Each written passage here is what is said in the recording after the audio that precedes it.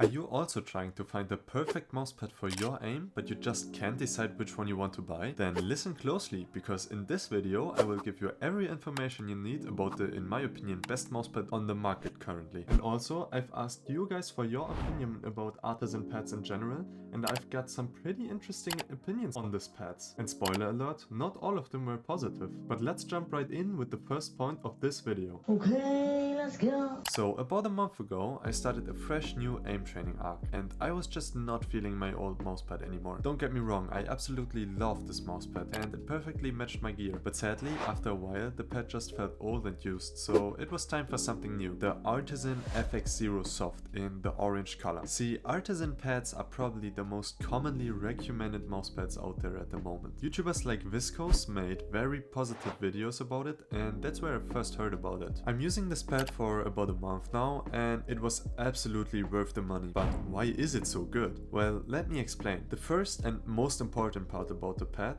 is the friction. In Viscose's list of mousepad friction, it's taking this place shown right here. In easy words, the texture feels absolutely amazing. There is no need for an arm sleeve. Actually, I would almost say don't use an arm sleeve for this pad, but more about that later in the video. The pad feels super comfortable and smooth without using any kind of sleeve. My arm glides perfectly on the surface, and I've never felt any strong resistance or that my arm was kinda stuck, if you could say it like that. But if you stuck with the video so far, then go check out my Twitch, write me a comment and like the video.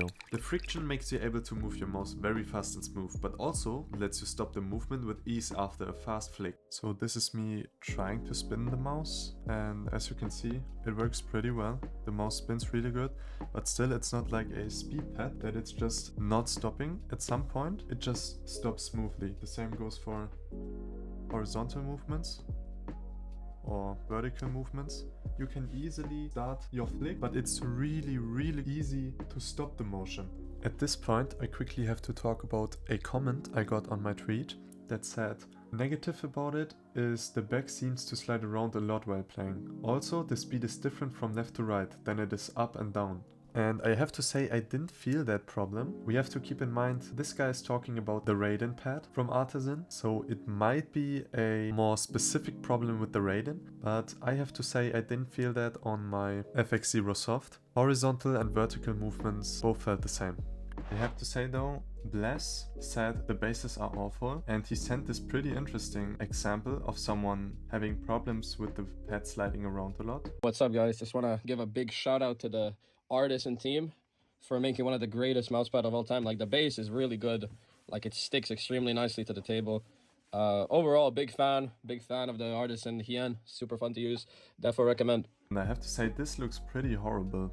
I can just say for me that is not the case. The base works perfectly fine. I don't have any problems with the pad sliding around. And Eskyja, some of you might even know him, also talked to me about the pad, and he also confirmed that he doesn't have any problems with the pad sliding around or anything either. So it is probably a problem with the desk surface. But anyways, this is the mousepad base, or like the backside. It is a very grippy base. I don't know, I never had a problem with the pad not sticking onto your table, but the friction isn't the only thing that is absolutely amazing about this pad. The stitch edges are a feature that I'm still so happy to have with this pad, but let me explain why.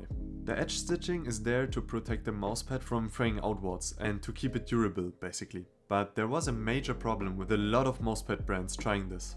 The edges were kind of sitting on top of the surface on cheaper pads, which could sometimes get you stuck on it when getting close to the edge of your pad. In fact, Artisan got a simple but perfect solution for this. The stitching sits slightly below the physical surface, which prevents you from feeling it when gliding your arm across. And if you play on a fairly lower sensitivity, this happens quite often. But I also want to talk about one or two negatives. I have no idea why, but using the arm sleeve that worked so well with my old pad just didn't work. I used my sleeve for so long now, it's kinda weird playing without, but to be honest, I think that's just kinda because it's so used already and it's not a great sleeve. So I don't feel like it is because of the pad, but rather because of my sleeve itself. But considering that using the FX0 feels so flawless without a sleeve, I don't even think that is a problem. Still, I'm convinced if you have a good sleeve, then this will work great. Although I don't want to say too much here because I never had a really good sleeve, so I guess you have to test it yourself. Another thing that is kinda bugging me is the color. Sadly, the color of the mousepad plays a role in texture because the orange FX0 is significantly more textured textured and slightly faster than the black one.